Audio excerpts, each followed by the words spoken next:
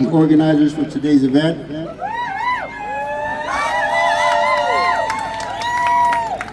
Thank you so very much. We are the group that is going to set the pace for the rest of today. We are the ones that sacrifice. We're going to sacrifice it with our endurance, with our sweat, with the pain of walking not too far, but enough sacrifice. For every movement, you have to have sacrifice. For all progress, there's conflict. There is no progress without conflict. So today we're going to talk a lot about conflict, what that means, how to have conflict. The concept of conflict comes from a deity named 𝗛𝗨𝗠𝗔𝗡𝗧. 𝗛𝗨𝗠𝗔𝗡𝗧 taught us, it's a smoke mirror. He taught us that when we walk through life, there's a mirror in front of us. And most of the time we can't see the reflection in the mirror because it's smoked out. His name is 𝗛𝗨𝗠𝗥𝗧, means the smoke mirror. And every once in a while, someone or something comes and blows that smoke from the mirror, and we get a real good look of who we are. And sometimes it's not nice. And sometimes we're ashamed. Sometimes we feel guilty. Or sometimes we're inspired. It all depends on where we're at. And that conflict, that break in the consciousness is what creates progress, is what creates growth. It's what restores balance. And so today, you're going to be asked to walk down the heart of Santa Monica on Pico Boulevard and blow the smoke off a lot of mirrors.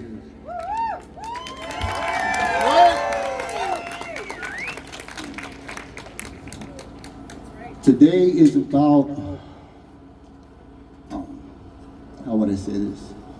Today is about challenging the premise, attacking the premise, escaping from the echo chambers of Fox News and MSNBC who still don't get it. A lot of people have said, oh, they're doing an immigration march. They're out there trying to save and restore and rescue immigrants. And the reality in this march, we're out here trying to rescue ourselves because it's our humanity that's being stripped away. It's our identity that's being stripped away. And we can't rescue anybody until we restore our humanity. So we entitled this march, a march for humanity. Not so much that we're doing something altruistic, but first we have to save ourselves, and with the sacrifice that you give today on that walk, it's a good start. The second part of this is we have people gonna meet us at Tongva Park, some elders, and we'll stop at Tongva Park. It's right across the street from the City Hall, and we'll have deeper prayers, and it's more, hopefully we'll have some interfaith, intersexual folks there to lead us in a good way. And then we'll all go down to the pier, enjoy the beautiful sun, feel the power of the ocean, right? There's nothing more powerful than the ocean. And we're right here, we're right next to it. And we're not using the energy to fight back. We're not using that energy to blow the smoke off the mirrors of the many people who want to make us look and feel not human anymore. And the only thing that we can really offer is to take that misery, to take that pain to the ocean. Let the ocean cleanse it from you. And that's why we chose to go to the Santa Monica Pier. There's nothing more powerful than the beautiful ocean. And I know this because I was born and raised here in Santa Monica. I'm fourth generation West Sider. Did a lot of crazy stuff on these streets, created peace. Right? My background is doing working on reduced violence, gang peace treaties, changing policy. That's my background. I work for Old Homies Unidos. Give it up to Homies Unidos, right? I got my peoples right here, and we've been in this struggle like my man Alex and I and Ruben Ledesma and all the staff, we've been in this struggle since 1995, 1994, almost 30 years. We created an evidence-based practice that reduced gang homicide rates by 75% across Los Angeles County. We know what we're doing. But yet, the policies today will target us. Right? There's a lot of, they're using the word gang as it's an act of against humanity, it's a crime. And so there's a lot of things we're going to talk about today, but before we go any further, because I could probably go on forever, I want to ask my auntie to come in and start us off with a prayer and some wise words. 𝗠𝗔𝗥𝗖𝗛 por Dios. Thank you.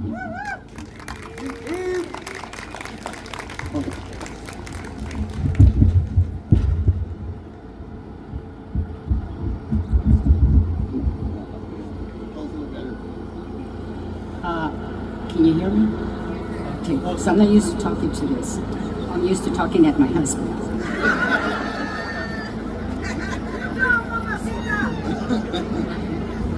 First of all, I'd like to say welcome to the land of the Tongva people, the saltwater people, and I will start with a prayer.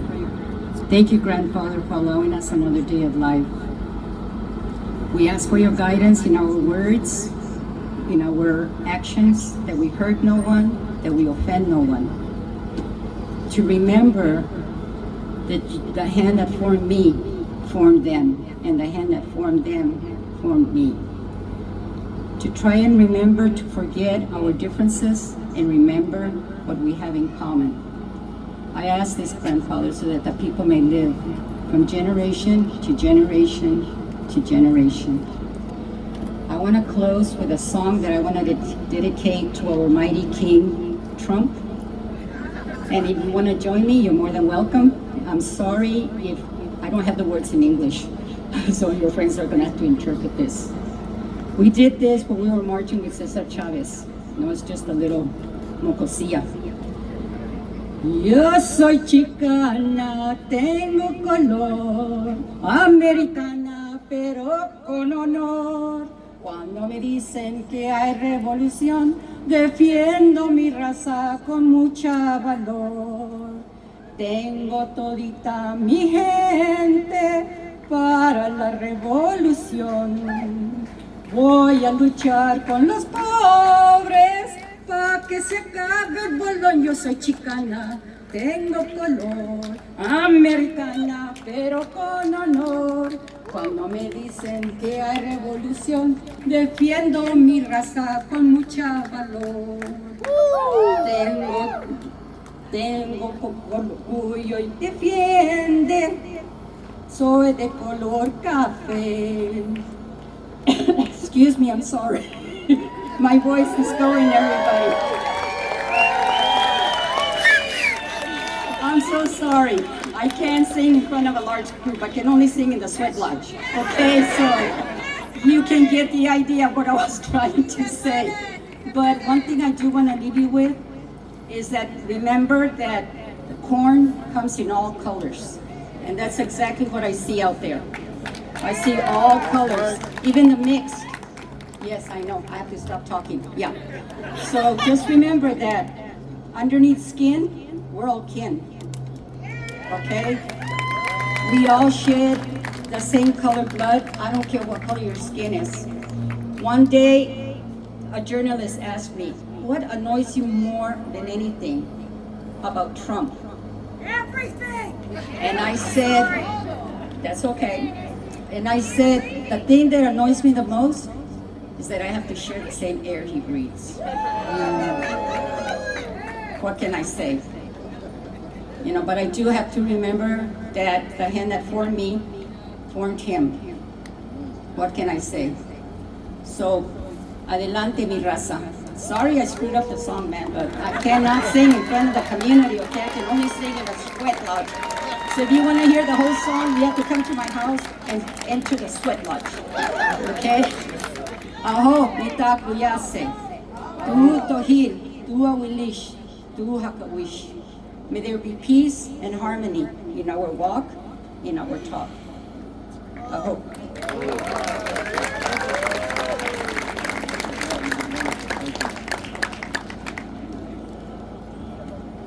First they came for the communists, and I did not speak out because I was not a communist. Then they came for the socialists, and then I did not speak out because I was not a socialist. Then they came for the immigrants, and I did not speak out because I wasn't an immigrant.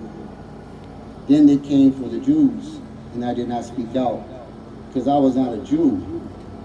Then they came for me, and there was no one left to speak for me. This was a poem written by Pastor Martin Niemöller, and it's in the Holocaust Memorial Day Trust.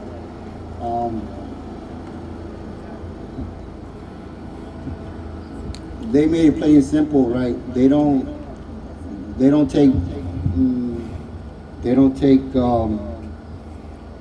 they're not taking any consideration for your blood quantum or your status. They're coming for all of us.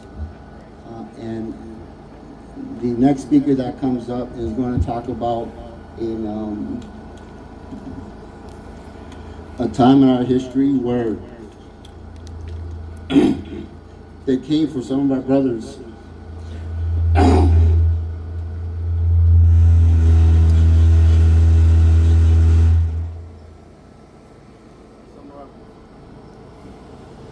They came for some of our brothers and sisters. And my grandfather said they came and they rounded him up and they brought him to the Santa Monica Civic Center. And my grandpa said that they went out there and they started banging on the fences.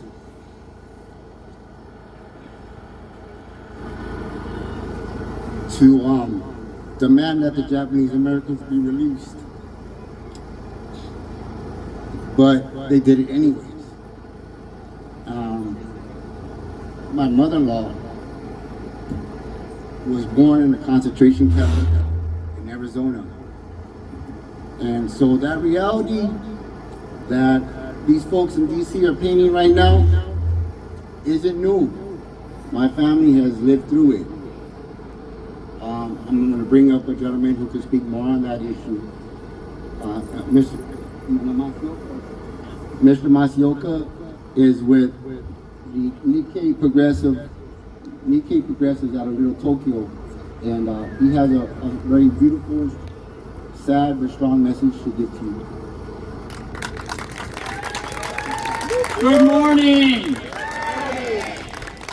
It's a beautiful morning that belies the fact that we're in a very difficult struggle against right-wing authoritarianism. But I want to say I'm glad to be here. I want to salute the people of Santa Monica because you have led the struggle against displacement ever since they were building the freeways and against gentrification and for tenants' rights. And you have really been a leader in those struggles, and so for that, I salute you. I'm from a group called Nikkei Progressives. We're an intergenerational Japanese-American organization based in Little Tokyo, and we're proud to be here today. I'm going to speak about how just this past Saturday, a week ago, President Trump deported some 300, mostly Venezuelans, put them on a plane and sent them to El Salvador. Now, Trump has been having trouble because he promised in the election that he wanted to deport some 13 million undocumented. But once he got in office, he was finding he was having a lot of difficulties doing that. Partly it's because a lot of people like you have been telling people to know their rights. There's been rapid response networks, and my organization is part of one in the downtown area, so that workers and residents can be alerted when the immigration authorities are knocking down doors and trying to break the law coming into people's houses and workplaces. And so there's also been difficulties in the fact that they don't have quite enough resources for the labor-intensive work that deportations take. So Trump then looked around for what other ways he could make mass deportations, And then what he settled on Saturday was to use the Alien Enemies Act of 1798, a law that's only been used before during wartime, and it was last used during World War II, when, as Manny said, 120,000 Japanese Americans were arrested, lost their properties, and put in a concentration camp for the duration of the war. And so for that reason, the Japanese American community thought that we needed to speak out. And we had a press conference this past Tuesday to show the public how bad that law was and how it should not be applied now to the undocumented persons that they are trying to deport now. And so that's an important fight that we're all in, and I'm glad to see so many of you people involved with that.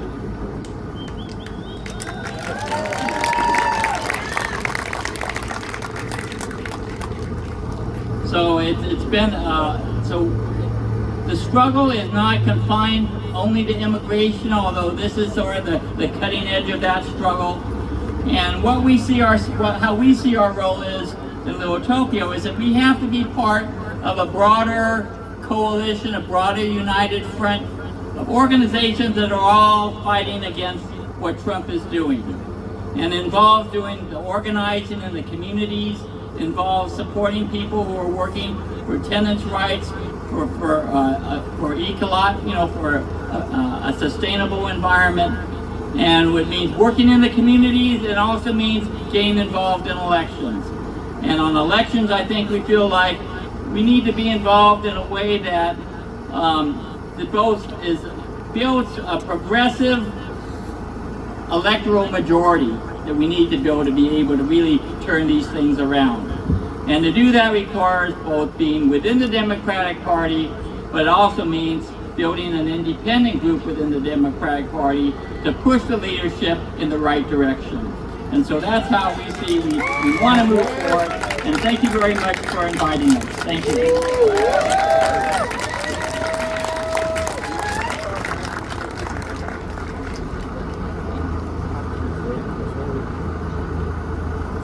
Thank you very much. That was, we are, especially at Homies and Wheels, but the organization and the coalition alliances that we're creating now are really seeking to challenge and break down the silos that keep our community separated or keep us working independently. It's going to take everyone's efforts in a coordinated, strong, committed effort, and that's what we're hoping to do today, is lay down some of that foundation, lay down some of the psychology that we're going to need to weather the storm and recapture our narrative. I wanted to bring up the folks who brought us the truck and the equipment. They do this all over the county of Southern California, and they're with an organization that I pay loyalty to and can uplift any way I can. They're with the American Indian Movement, AIM. So I'm gonna just give you the mic. Okay? Hello, everybody. I actually didn't wear my AIM shirt. I'm with 4 other organizations, and we actually volunteered today to help. So I really wasn't representing too much, but I am from AIM SoCal. I'm the Director of Communications. I didn't prepare a speech, but I'm here with my brother, who we also work with incarcerated people who are falsely incarcerated in the community all over the nation. I'm also a board member of the Lakota Lockup. You can go to the Lakota Lockup website and find more information about that as well. You can follow us in AIM SoCal on Instagram. And if anybody, if you would like to sing a song, we'll sing a song. Does anyone have a drum? We can sing the song. Yeah. Yeah. No. Just a hand drum? All right. Thank you. Nobody has a hand drum? Yeah. I'll sing since, we'll sing.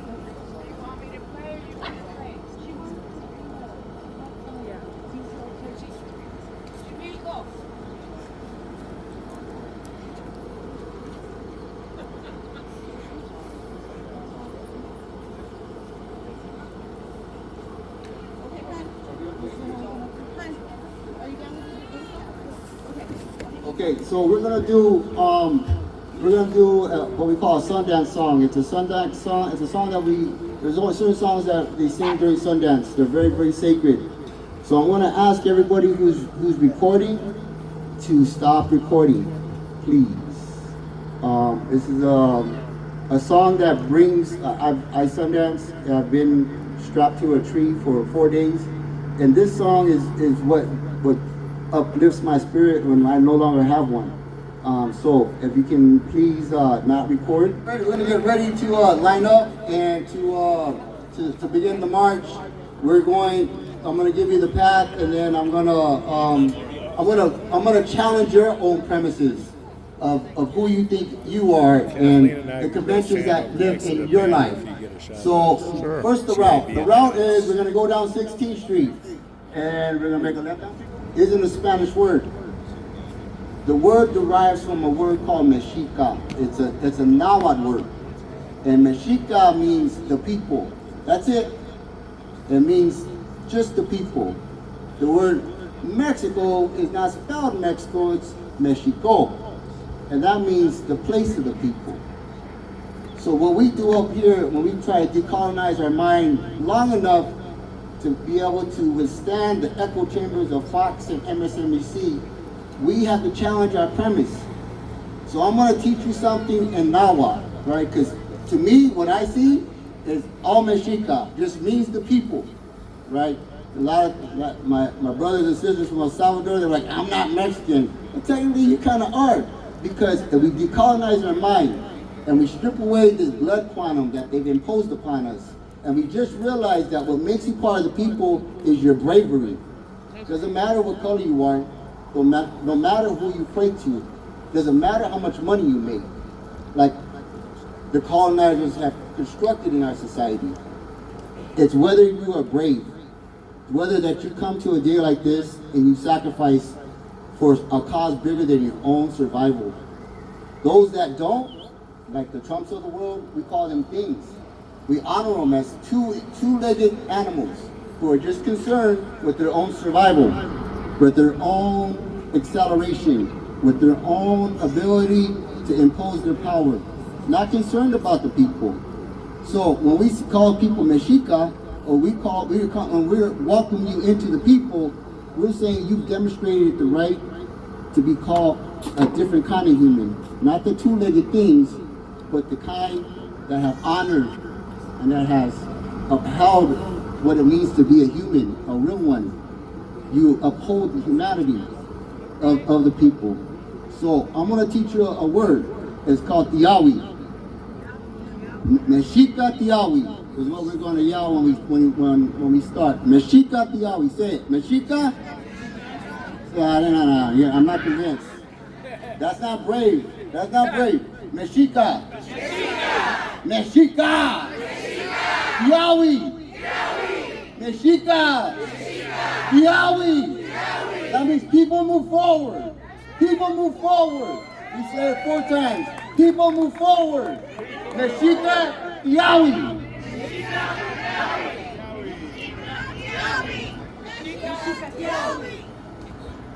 Okay, I don't know how to use this thing. Can you hear me? Yes. Okay. Mexica Tiawi. Please look out for the elders. Make sure that the elders are taken care of. Okay, and the children, because they represent the future. Okay? Just remember that when we were marching with AIM, for AIM, and with AIM, we would march like this. Because right now, we are all like this. And they can destroy us like this. But if we stand like this, we just send them to the moon on a one-way ticket.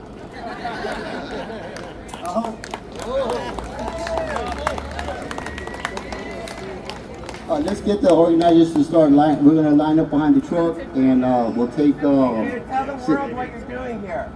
Tell the whole world what you're doing here. We're recapturing our narrative And what? and our identity. And say what it is.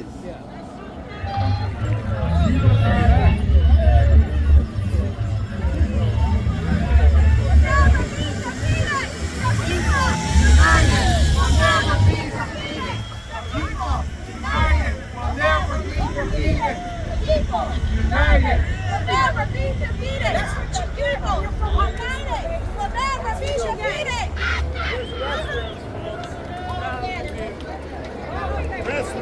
Keep going, because we're going to stop there. Stop me there.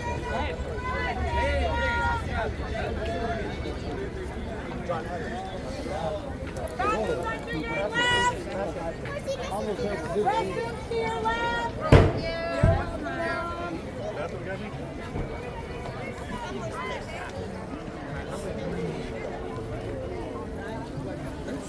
Third cousin.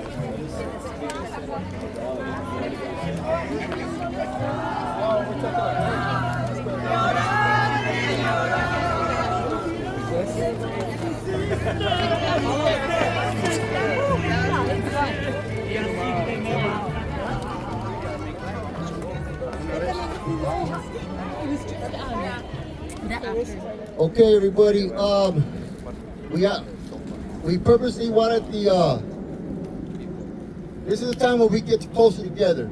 So if we can have everybody in the back come closer, right? Please come. We're not going to use much amplification. This is where we're going to connect with our creators, who are from whichever faith, discipline, belief system that you believe in. We're all one people. We're all one people. You should come up front. Come up front so you can hear. Let's go ahead and come on up. You've been complaining about sound since We're you got purposely not trying to use amplified sound like the truck, because we want to connect with our creator. And anytime that we do that, we want to eliminate the technology, right? The static of our lives, bills, politics, right? Technology, progress, it gets in the way. It's static. So we're going to try to calm ourselves a little bit, get aligned with our beliefs, whatever they may be, and we're going to be led in prayer, so that we have the endurance, and we have the vision, we have the clarity to recapture our humanity, to know how to stand up for our people, to know how to stand up for ourselves. So I think we're going to go first. All right, there we go. Ready? Oh. Good morning. So let's just take a moment to turn within. Everybody take a deep breath and let go of everything that came before this moment. And as we turn within, we do so recognizing that we're standing on sacred land of the Tongva people. We recognize and appreciate the newness of this moment. This is something that's never happened before. We turn within recognizing that we are all one. Whether you call it Jesus the Christ, Buddha, the Atman, Lokanawa, Yahweh, the creator of the universe, Mother Earth, Father Sky. We take this moment to turn within to recognize the blessing that this moment and that our lives are. We recognize that the creator of the universe created us and that we are all one. We are all one in God. We are all the leaves of one tree of humanity. And so I pray that we come together to recognize the courage that we must have to recognize the individualization of each one here, that we are family. We are all interconnected. And so I call forth courage, appreciation, compassion for those that don't know what we know. They don't know that we're all one. And so we bless and we forgive them. And I know that because we gather here today, this vibrates out into the universe and creates change. It creates love. It breaks hearts open. For this and so much more, I am grateful, and so it is. Aho, amen, and I pass.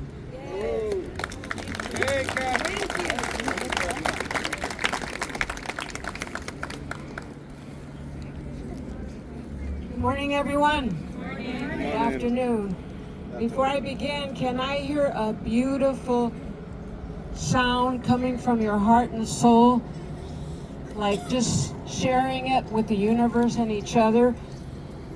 One way we call it is a grito, a yell, an offering. On the count of 3, just let your heart and soul just ring it out so the universe can feel it and hear it, and it can then come back down to our Mother Earth, and then it can come back around to each of us. 1, 2, 3.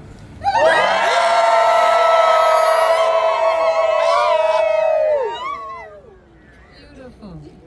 I'd like to ask the permission of our ancestors, our permission to share a song that the Chumash and the Tongva people offer. And it's a bringing together of the people, it's a calling out to the world, it's giving gratitude and thanks. And I'd like to share it.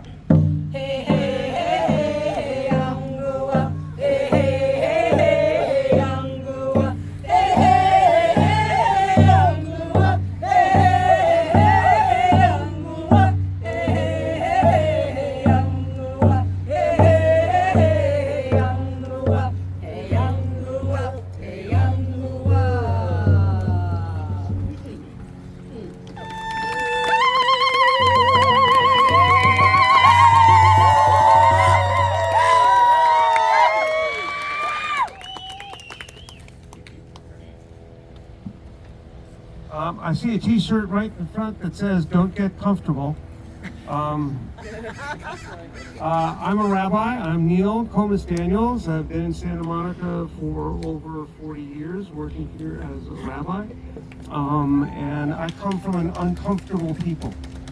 We are just not comfortable. We never have been, and we don't consider it good when we are. There's always something rocking the world and always something to fix.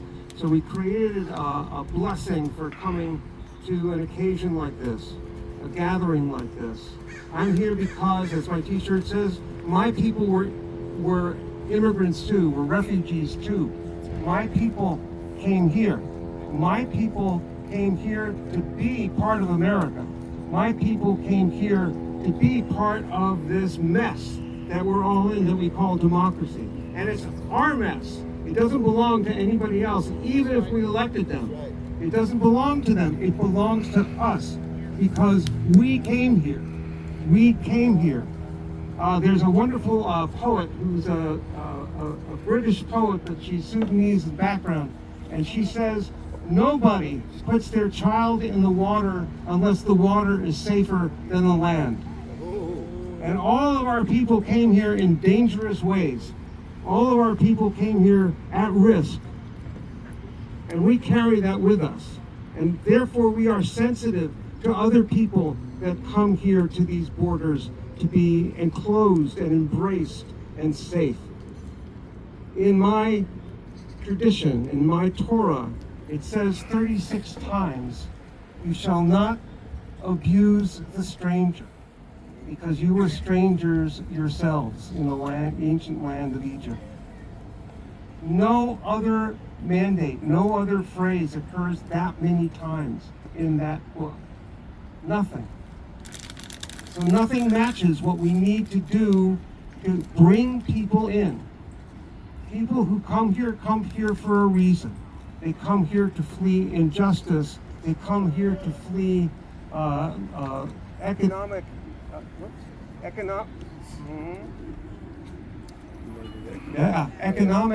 inequality. They come here for better housing. They come here for better education. They come here for better health care. What is wrong with that? Everything is right with that. That's exactly what people should be doing. And if they travel hundreds of miles to get here, either by foot or over an ocean, it doesn't make any difference. They are here with good purpose, and no one should question them. No one should not give them the benefit of the doubt. And that's what we have in Washington. People who don't give people the benefit of the doubt. They don't include them. They immediately are suspicious. They are immediately angry. And so I'll end with this blessing. Baruch Adonai Shirenu Niguna Olam Shebo Mitzvotenu Umidotenu Az Anu Nordfim Batzedek. That we are in one unity, together with a oneness of all, that is the place that we find our mandates and our commandments. And this commandment to be here is because we're pursuing justice. That's right. We're not just here to like justice. We're not just here to approve of justice. We are here to pursue it now and always. Amen.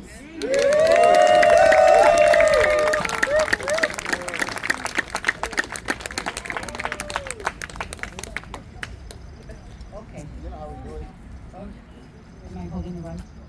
I'm sorry, guys. I'm not used to talking to this. I'm only used to talking in the sweat. So you're all welcome to come to the sweat, okay? Just if you end up in the women's sweat, you're gonna end up in the hot seat. That's all I gotta say. And like I said earlier, you know, the corn comes in many different colors, and that's exactly what I see out here. Now, back in the 70s, when we marched for peace, we forgot to keep our end of the bargain. Those of you who are my age and those of you who remember those days. We're supposed to teach our kids to accept each other just the way we are. Okay? It doesn't matter the color of your skin. Because as far as I know, I have no idea what color the Creator is. But I do know the Creator will tell you this right now. Do not use my name to hate. Do not use my name to put borders up. The borders only exist in our hearts and in our minds. Okay, this planet, we human beings are not the only ones that share this planet. We are all we're all feathers of the same eagle, every single one of us. You cannot tell a human being that he is not allowed to live in a certain place any more than you can tell the water not to flow this direction. You look at each other and look at each other's eyes. They're round, like the circle of life. Every woman that walks around with a big belly full of life understands what we mean when we say we're the only human beings on this planet that share a heartbeat with another human being. That's why we cry more. That's why we fight more. But by the same token, ladies, it's our job to get together and remind each other that the hand that formed us formed them. As much as we don't like to hear it, we are not going to accomplish anything without peace. Peace is the only thing that's going to take care of the borders, the racism, but it's got to start in our heart. We cannot expect people that don't know who they are to understand peace. We got to start with us. Okay, we are all indigenous people. Every single one. I don't care what color your skin is. You're indigenous. You're indigenous to a land that makes you indigenous. And when you come here, you are our guest. And we should be treating them as our guests, not as foreigners or illegals. I don't even know where that came from. Illegals. What is an illegal? What is an alien? The last time I saw an alien was in, what was that movie where that little guy lands and the kids find him? E.T.? None of you look like E.T. So you're not an alien. Okay, so I don't know what to tell you about that. You know, that flag that you are all flying is a flag of pride. But don't put it down when you go home. Walk with it in your heart. It's just like the pipe that my nephew holds here. We're sun dancers. We pray with the pipe. But we don't use it just at the Sundance. We don't put it down. We walk with it every single day. Be ready. Be ready to get attacked. Be ready to get hit. Be ready to get arrested. But do not be ready to be stomped on. Do not be ready to give up your pride. Do not be ready to hurt someone. Because every time we get mad at one of them, we end up hurting one of us. They really get hurt. It's our children that get hurt. It's our friends that get hurt, not theirs. So I know to a lot of you, it's like peace doesn't count, peace doesn't mean anything. You don't know unless you've tried it. Look what happened with the gang members. Our black relatives, our brown relatives, they sat down at the table. Now look, we got a brown relative standing right there. We got a, over here, we got a black sister right behind me. We've got a black nephew over there I was watching him doing a power dance. We're all here. That's right. Okay, so let's talk about that. Let's think about, see, I'm 70. I can't march like you guys can. But you young people out there, you have the energy, and not only that, you have more information than I did when I was marching. You have a lot more information on the laws, and so really, we're depending on you to practice peace, and to remind us to practice peace. You're not going to get anywhere with violence. You're not, I promise you that. Violence is only going to take your loved ones. It's either going to put them in the ground or put them behind bars. So ask yourself, is your loved one worth talking about peace or talking about violence? As I tell you, at the end of the day, underneath skin, we're all kin. That's all there is to it. It doesn't matter what color you are. Be ready. Aho, ikakulas.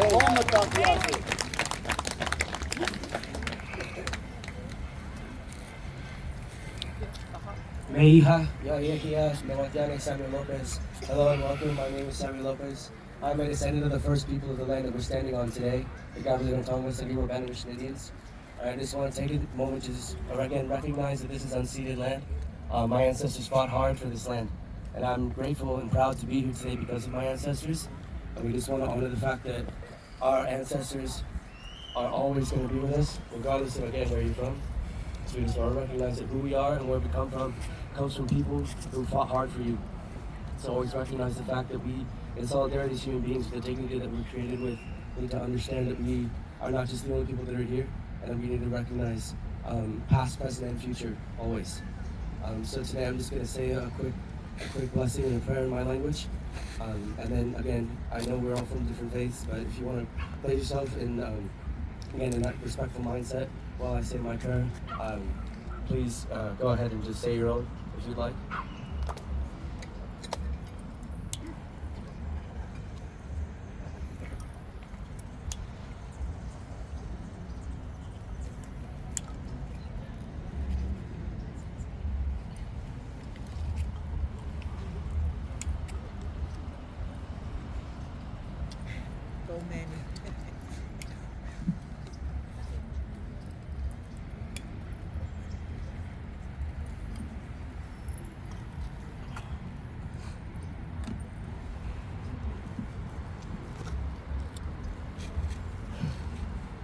Anak ayaken 𝗛𝗥𝗧𝗬 oyakoi motuanyan oharin mokimen tokupra mai moish me mei ukor ea tokupar equation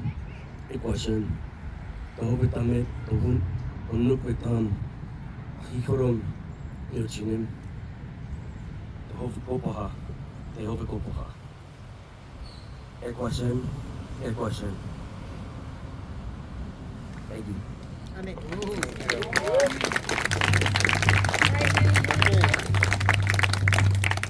All right. I hope we were able to hear the wisdom of the ancient cultures, right? We always seek the wisdom of the ancient ways. We're gonna move over to the Santa Monica Pier, where we start thinking more constructively. So the message from this point on is going to be a little bit more prescriptive. So I hope you got some rest and you're ready to start thinking on how we're going to move forward together, using peace as our guide, using the ocean to cleanse our pain and our misery, the sun to give us the energy, and our Mother Earth to give us the means.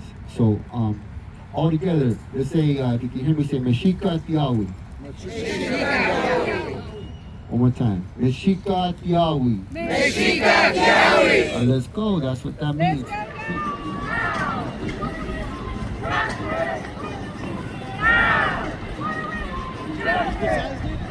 Yeah, about 300 or so.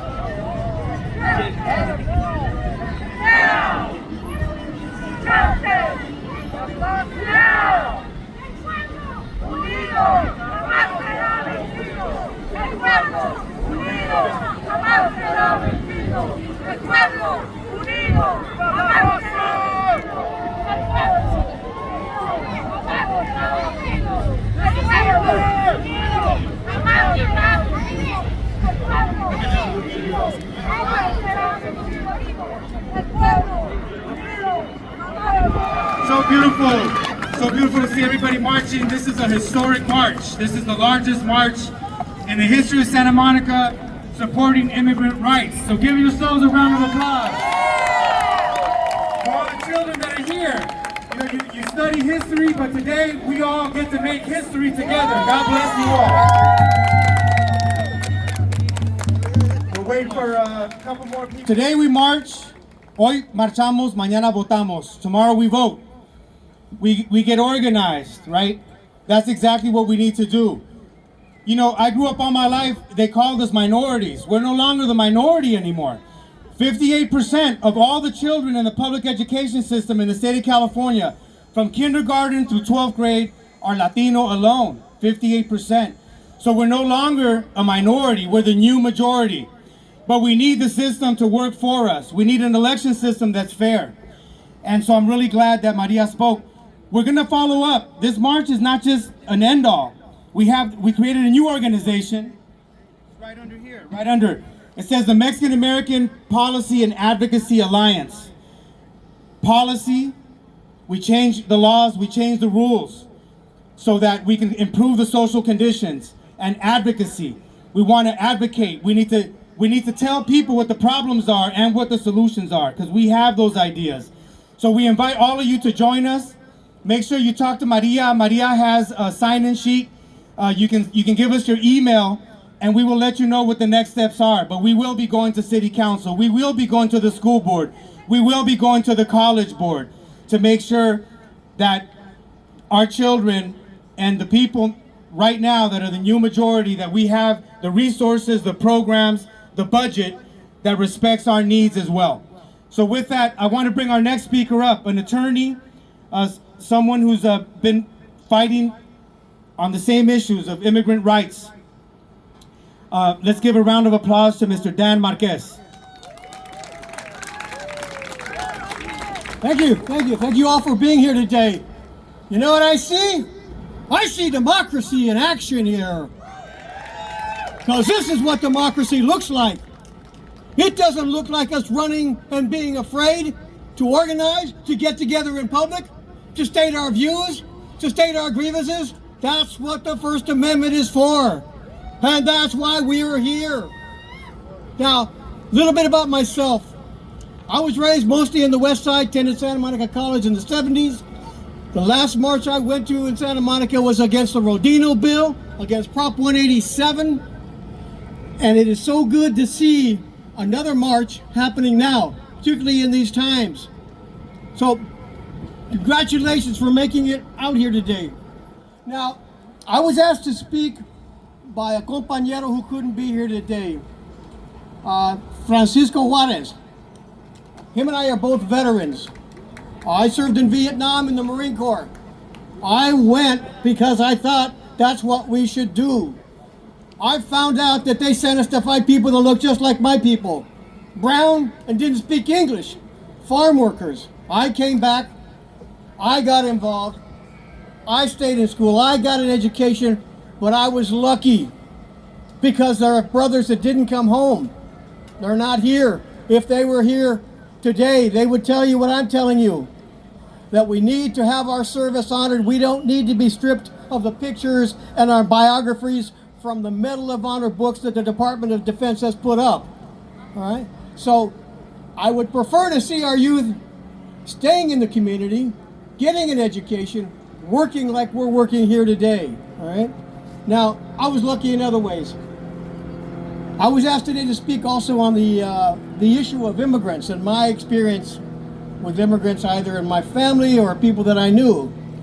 The only problem is my grandfather was born in La Mesilla, New Mexico, which, if you don't know, its claim to fame is that it's the town where the Guadalupe de Hidalgo had to be rewritten because the boundaries changed one year due to the storm.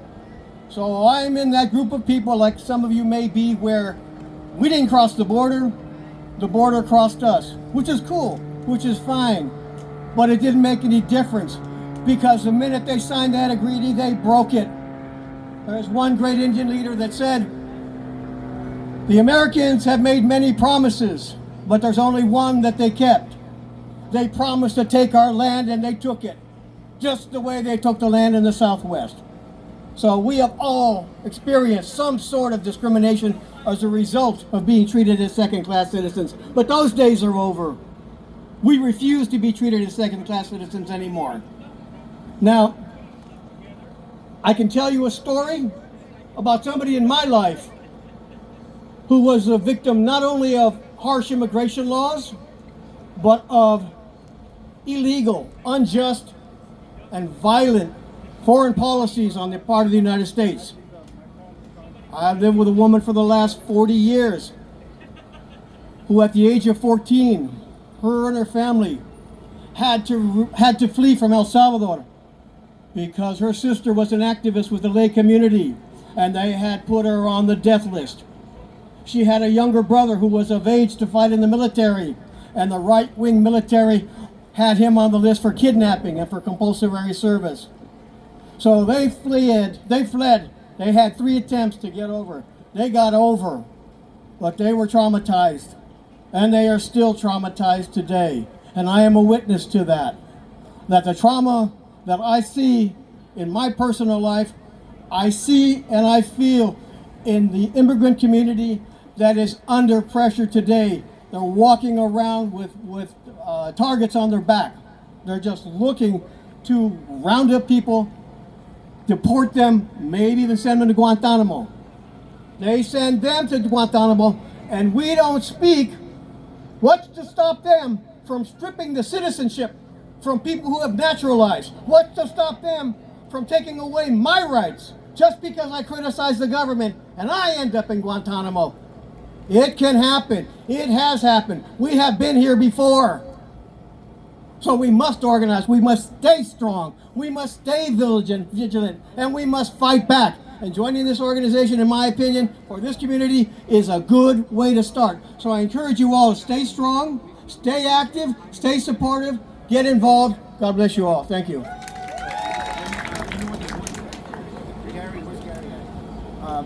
Really quick, I have an announcement. There's a table over here to my right. This is a movement going on here in Santa Monica. There's more than 100 residents that are at risk of losing their homes. An apartment building where a lot of families have lived there for many years. In fact, they call themselves Generations of Virginia Avenue. And so before you leave, please stop by their table. They have a petition that you can sign. And this is one way that you can make a difference to ensure that Latino families get to stay in the city of Santa Monica. They were promised that they would rehabilitate their building, and now they're saying they can't find the money to do that. So we want to get the city government to do what's right to make sure that these families get to stay here in the city of Santa Monica. So please, before you leave, make sure you go to the Generations of Virginia Avenue table to sign their petition. Okay, so with that, I have a few more speakers to go. So please hold tight because we're almost done. We got about 15 more minutes. Manny's Manny's going to introduce the next speaker. Go ahead, Manny. Okay, everybody. So as you can tell, when we started this, we were talking about the psychology, right? We're going to attack the premise. We came to the park and we got spiritual. This is where we have to start becoming more intellectual. And so I'm going to read something that we take for granted, which is mind-boggling. This is directed to all the lawyers out there. We hold these truths to be self-evident, that all men are created equal, that they are endowed by the Creator with certain unalienable rights, that make among these are the right to life, liberty, and the pursuit of happiness. These are the founding words that all laws have to live up to. The Constitution has to meet this vision. This also means that there's no society, there's no human construction, there's no government, no leader that can stop a person, any person, from pursuing their liberty, from pursuing their property, from pursuing their life. And that is exactly what we let happen every single day when we allow the government to even have an immigration law.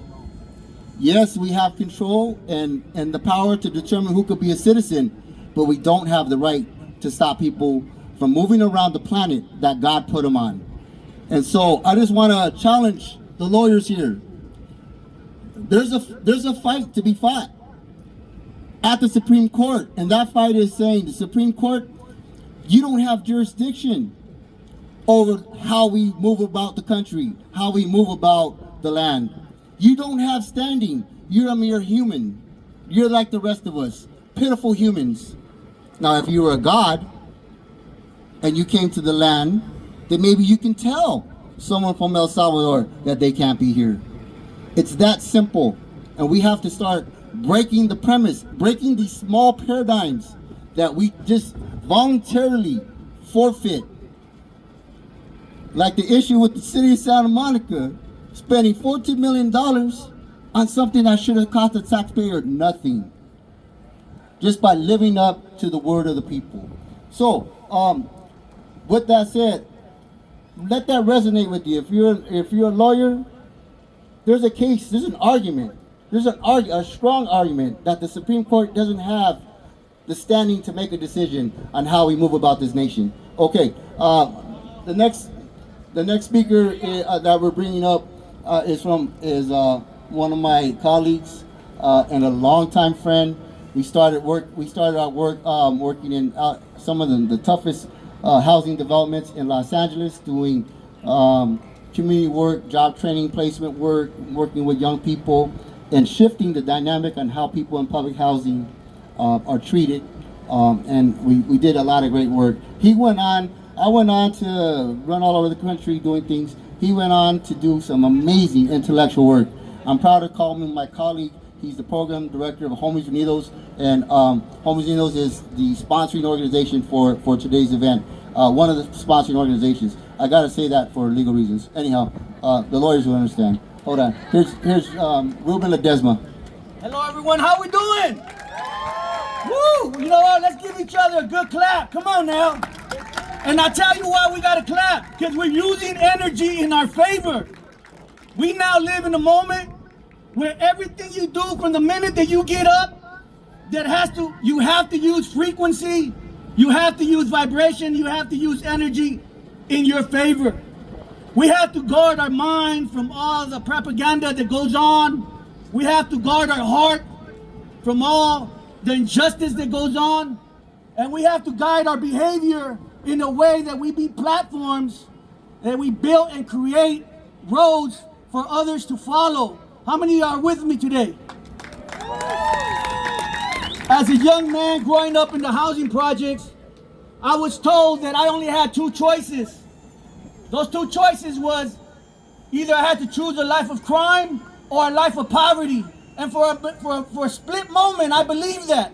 Going through juvenile hall, going through those moments, and being incarcerated, I believed that my life was destined to just accept crime. And somewhere along the line, someone said that that was not true, that I did not have to choose a life between crime and poverty, that there was a third option.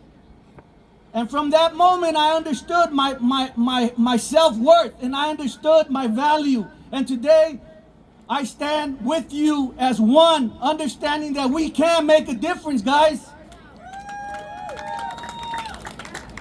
As you guys can read this shirt says, believing in the possibility of a world without violence. What does that mean? When you get up every day in the morning, what do you believe? As you stand on here, as you march, what is it that you believe? I want to challenge you to believe for the right cause. I want you guys to lift up your hands. Come on, in unity. Lift your hand up. I lift my hand up for all those individuals that sometimes feel hopeless, that sometimes need a voice. Divided, we are what? Echoes. But together, we are voice, and we are here united as a voice, no longer an echo.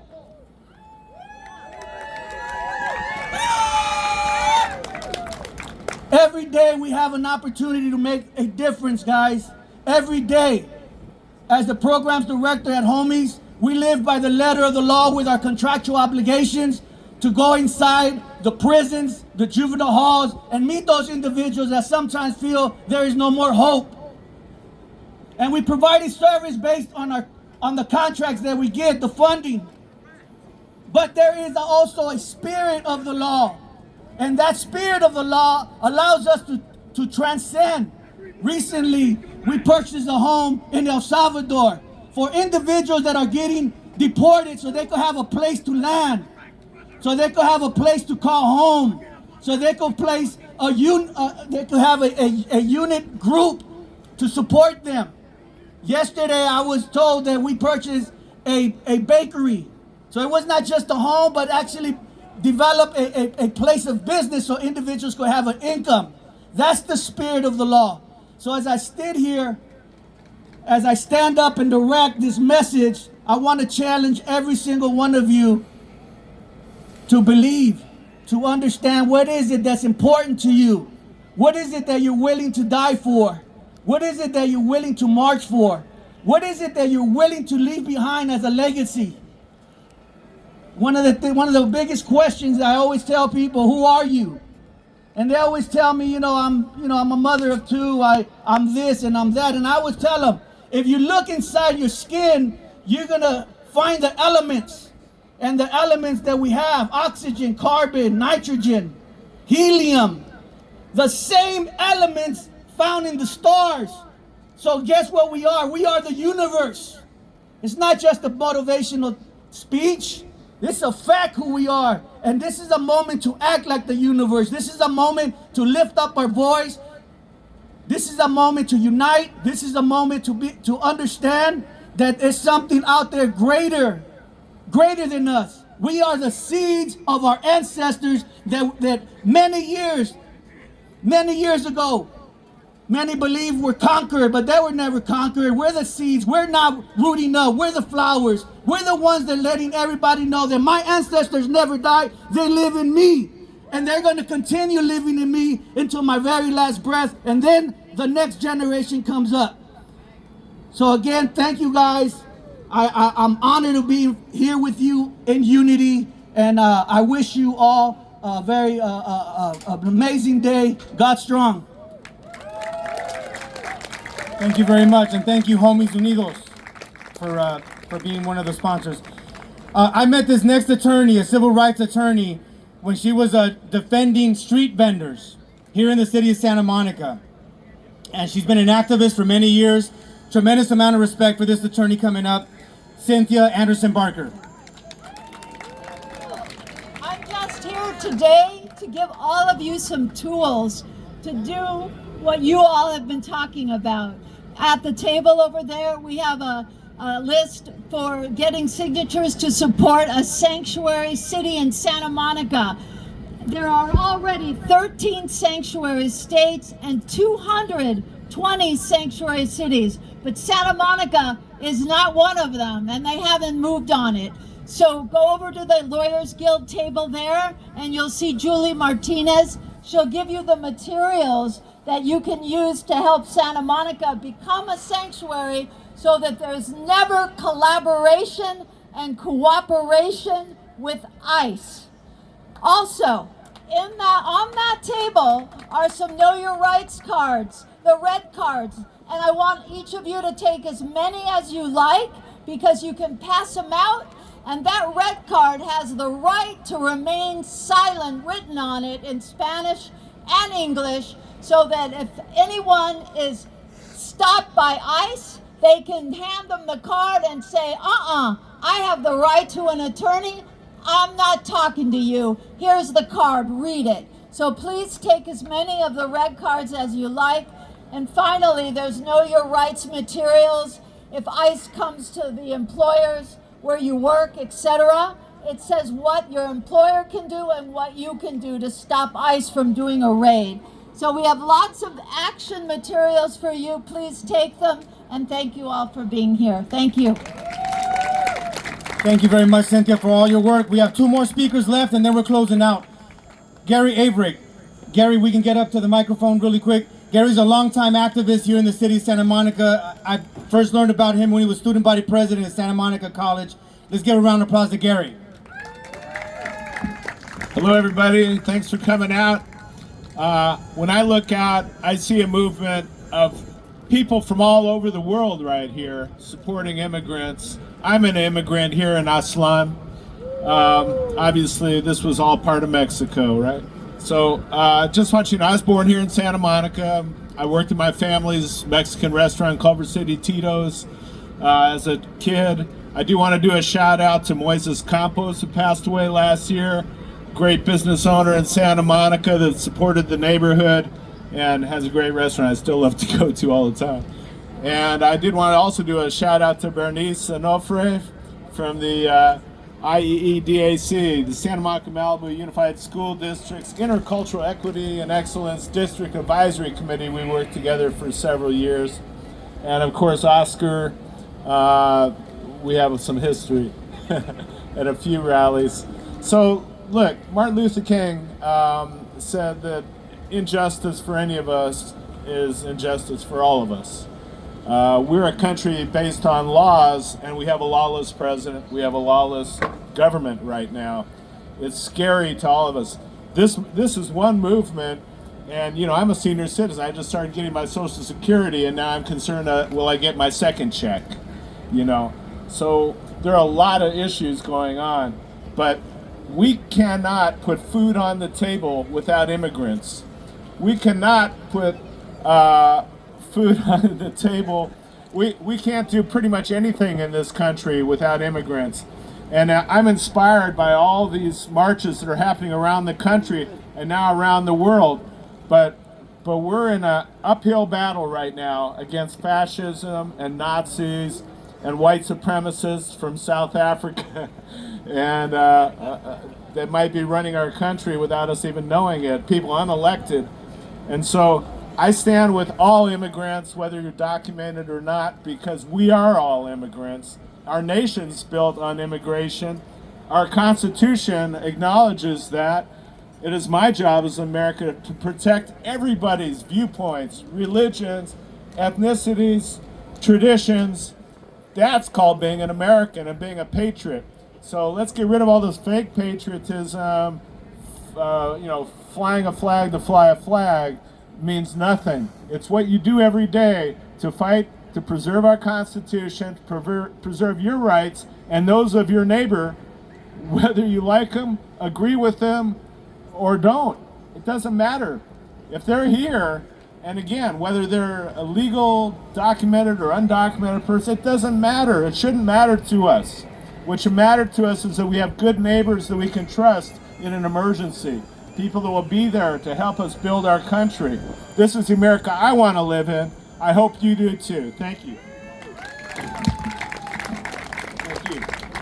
Okay, Lydia, you want to, yeah? Okay, our next speaker is another attorney. We're glad to have attorneys, and Rigo Vasquez, come on up. Thank you, Oscar. Rigo Vasquez here. I'm an employment law attorney, but that's a recent turn.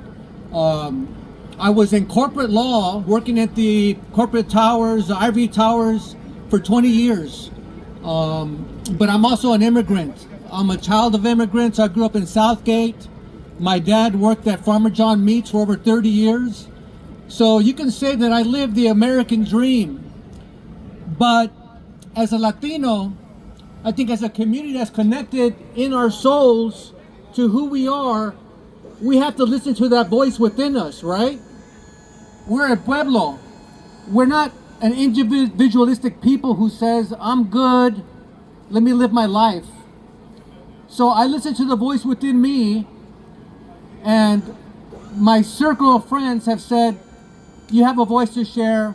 And why I'm here today, as maybe the last speaker, I know Danny and us are going to close it out in the right way, is to say we all need to kind of get in touch with our humanity to America. Every person has to get in touch to who we are, what we feel in our souls, and listen to that so that we can stand up and some average person like me can come up here and maybe it'll be you next time, because we need everyone's voice.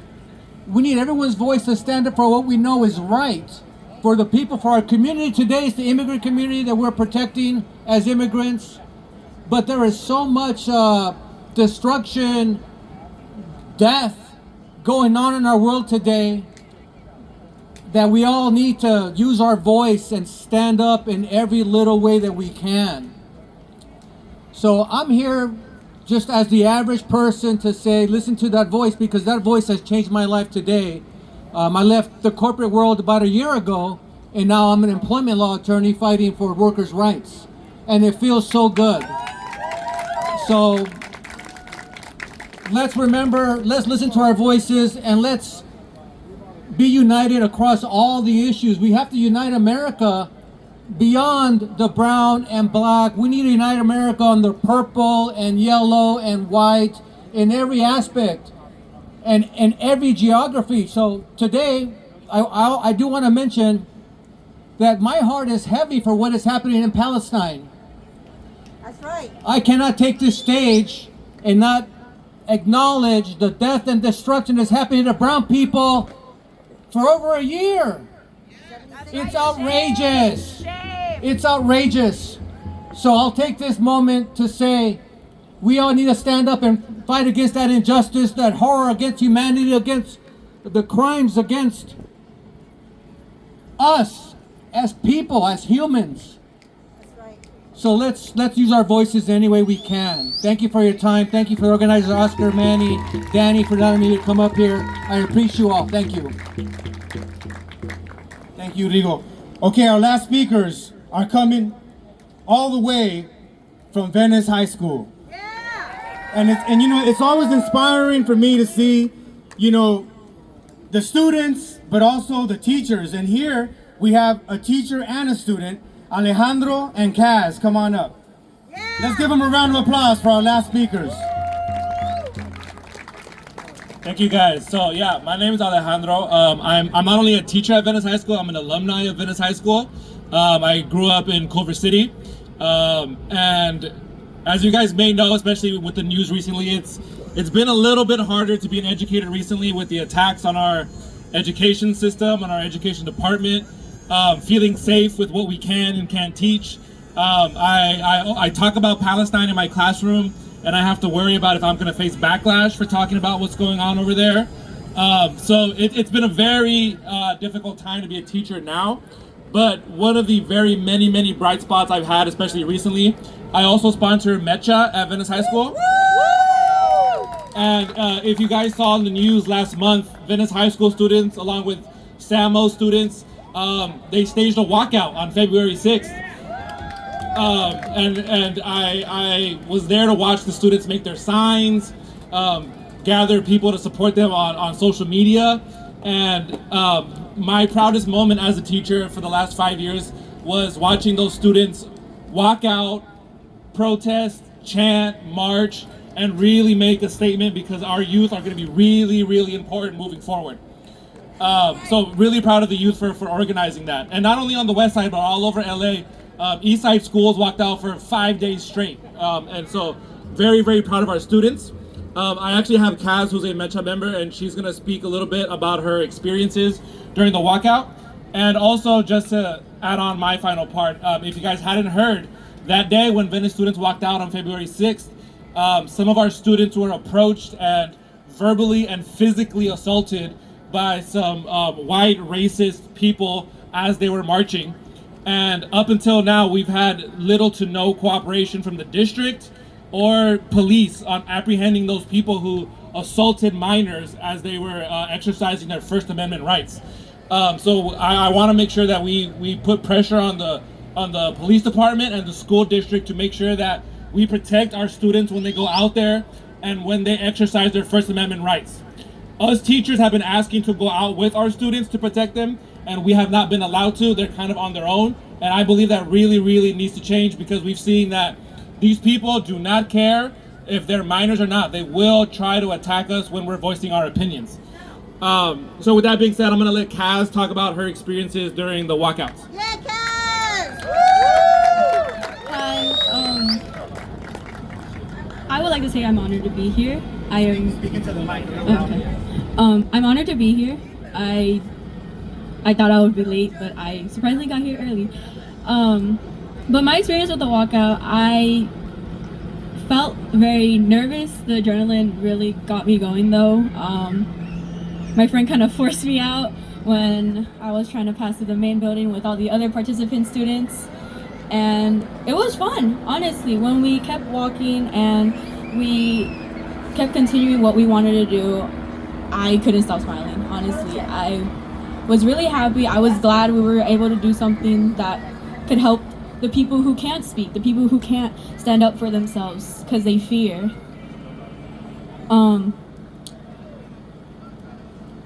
Though we did have a lot of disagreements and a lot of people who weren't by our side and that didn't really care about anything. And I would just say I don't condone with it, but by all means, I don't really like when people disagree in such a violent matter, whether verbally or physically. Though we do have our own opinions, we all know what's right and we all know what to do to make it right. And I'm just glad we were able to do it in like a peaceful manner and whatnot. And I was glad we were able to do something as a whole unit and as a community together, especially since I'm here today. This is my second time ever doing a protest like this within my 16 years of life. So I'm very glad to be here. I would like to end this off with a quote that I've heard from a show. This quote really hit me when I heard it. But it goes like this. Let me see. The world will always try to tear us down, and when they do, we smile because we know who we are. Thank you. Okay, Lydia Ponce, she shares some words really quick. Aquí estamos. Y si nos echan, it's an honor to be with you. I am Quechua and Mayo and Scottish. And I don't care about papeles. It's always about papeles.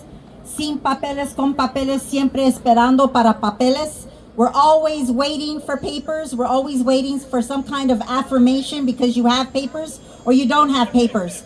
You know what papers are good for? To wipe your ass when you run out of toilet paper or to burn to keep yourself warm. Let's be real. All we need is clean drinking water, good nutritious food, and we need to know our neighbors, even if they have a 9-foot wall with trees and shrubbery and a number code that they need to know who the heck you are if you're delivering food, not bombs, when the earthquake hits or when the ocean tide comes up and takes everybody out. Not everybody's gonna make it. So get together and have a plan. Find the local gardeners, help, grow food, be the revolutionary people that we were from before. Our ancestors taught us where to grow food, how to grow food, and every which way. Because as gente, as indigenous people, in the 4 directions, we've always had the plan, twice colonized in our not our language, English and Spanish. 4 directions, indigenous people. We need to know how to take better care of one another because that's who we've always been. And the plan is, ni modo, say it with me. Tenemos que? Say it with me. Tenemos que? It means we always have to, no matter what fashion, no matter which way. It's Mexican, not Mexicant. And lastly, I want to say, it was never our condition to work in silos. Yeah, we might not like one another and give each other the side eye, but when it comes to our community, the West Side is the best side, and we need to show up for one another in the best way we can, the best version, to make our ancestors proud. Gracias. Thank you very much, Lydia. I see Eddie in the house. All right, brother. Okay, so with that, if any special announcements, I want to make sure that you all sign the petition. There's a table right over here for Generations of Virginia Avenue. Let's help keep Latinos living here in the city of Santa Monica. Make sure you sign the petition. Also, make sure you pick up any trash. If any of you all see any trash, please pick it up so that we can leave the pier as nice as we found it. Today was a historic march, this March for Humanity. A historic march that all of you made possible. None of this could have happened without the organizers, without you all participating, without the people speaking, with the brother driving the truck, the DJ. It's a lot of work to make all of this happen. The people that brought you the water, that made the signs. It's really a community effort that made this happen today. So it's a beautiful example of how Santa Monica, the West Side, can come together to fight for a better world. And so I want to thank you all. God bless you all for being here today. God bless.